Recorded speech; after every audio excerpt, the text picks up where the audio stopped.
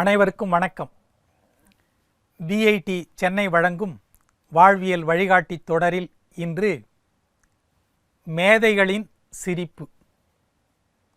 நண்பர்களே, நம்முடைய அன்றாட வாழ்வில் ஏற்படும் சிரிப்பே நமக்கு மகிழ்ச்சி அளிப்பது.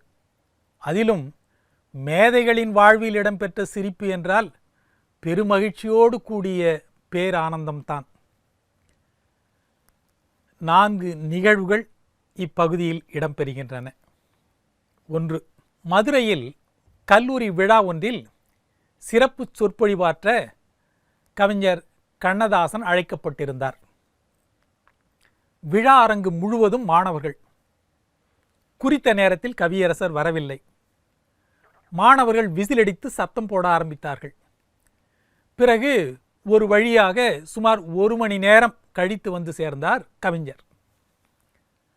கல்லூரி முதல்வர் வரவேற்புரை நிகழ்த்திய போது கூட மாணவர்களிடையே சலசலப்பு குறையவில்லை. அதன் பிறகு கவிஞர் கண்ணதாசன் பேச ஆரம்பித்தார். அவர் பேசும்போது, ஒரு சிலருக்கு இந்து மதம் பிடிக்கும், சிலருக்கு இஸ்லாம் மதம் பிடிக்கும், சிலருக்கு கிறித்துவ மதமும் பிடிக்கும், எனக்கு பிடித்த மதம் என்று சொல்லி சற்று நிறுத்தினார். மாணவர்களிடையே அமைதி. அவர் என்ன சொல்லப் போகிறார் என்று அனைவருக்கும் ஆவல். கண்ணதாசன் தொடர்ந்தார்.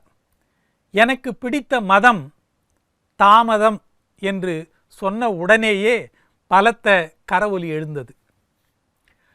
அதன்பின் அவர் தாமதத்துக்கு மன்னிப்பு கேட்டுவிட்டு தன் இனிய பேச்சை தொடர்ந்தார். சரி, 2. பண்டிதமணி கதிரேசன் செட்டியார் ஒரு நாள் திருவாவடுதுறை ஆதீன தலைவரை பார்க்க சென்றிருந்தார். அவர் ஆதீனத்தை உடல் தாழ்த்தி வணங்கும்போது கால் தடுமாறி கீழே விழப்போனார். ஆதீன தலைவர் அவரை சட்டென்று எழுந்து தாங்கி பிடித்து கொண்டார். செட்டியார் மறுபடியும் ஆதீனத்தை வணங்கி, எல்லாமே இயல்பாகத்தானே நடக்கிறது சுவாமி என்றார்.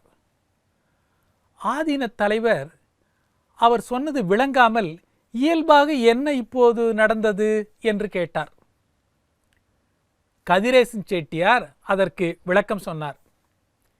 எங்களைப் போன்ற அடியவர்கள் தவறுவதும், தங்களைப் போன்ற ஆன்மீக பெரியவர்கள் தாங்கி வழி நடத்துவதும் இயல்புதானே, அதுதானே இப்போது நடந்திருக்கிறது. ஆதீன தலைவர் செட்டியாரின் நகைச்சுவை உணர்வு கண்டு மகிழ்ந்து போனார். அடுத்தது 3. காந்தியடிகள் ஒருமுறை ரவீந்திரநாத் தாகூர் அவர்களின் சாந்தி நிகேதனுக்கு சென்றிருந்தார்.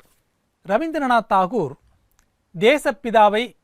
தேசப்பிதா மகாத்மா காந்தியடிகளை வரவேற்கும் போது, என்றும் இளமை பொருந்திய எங்கள் இதய அரசியான சாந்தி நிகேதன், மீண்டும் சொல்கிறேன், என்றும் இளமை பொருந்திய எங்கள் இதய அரசியான சாந்தி நிகேதன் தங்களை வரவேற்பதில் பெருமை கொள்கிறாள் என்றாராம். மகாத்மா காந்தியடிகள் சிரித்துக்கொண்டே, அப்படியானால் இந்த கிழவனுக்கு அதிர்ஷ்டம் அடிக்கிறது என்று சொல்லுங்கள், இல்லாவிட்டால் என்றும் இளமையுடன் விளங்கும் உங்கள் அரசி இந்த பல்லில்லாத கிழவனை வரவேற்பாளா என்று பேசினாராம். காந்தியடிகளின் நகைச்சுவை உணர்வை அனைவரும் ரசித்தனர். நிறைவாக, ஒரு விழாவில் கவிமணி தேசிய விநாயகம் பிள்ளை, ரசிகமணி TKC, கல்கி ஆகிய மூவரும் கலந்து கொண்டனர்.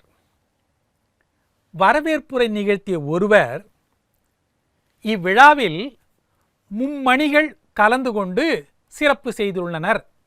மீண்டும் சொல்கிறேன், இவ்விழாவில் மும்மணிகள் கலந்து கொண்டு சிறப்பு செய்துள்ளனர் என்று பேசினாராம்.